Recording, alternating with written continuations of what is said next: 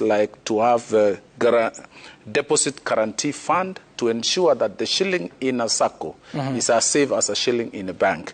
We've also promoting the shared services. All these are before cabinet now.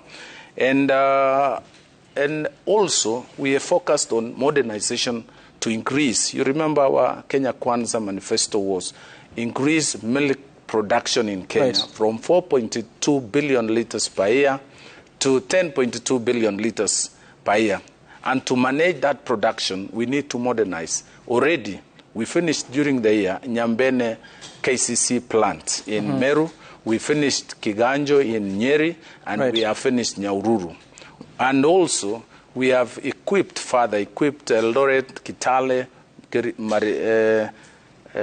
Meritini in Mombasa, Dandora, and even Sotik. Okay. Currently, we have about a budget. We've already gotten support from government, and we are embarking on a program to modernize. On the MSME sector, you remember, Sam, our campaign was premised on the ASLA, the bottom-up economic transformation agenda. At that time, two things were found out.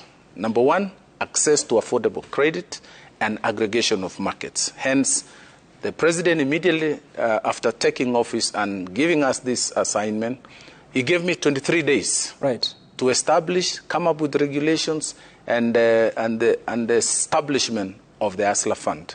We went full throttle, met with Parliament, approved the regulations, submitted to cabinet and approved, and then eventually setting up of the ASLA fund. As we speak today. We'll be talking about the details, Waziri. I just wanted to move to the next cabinet secretary, Nimrod.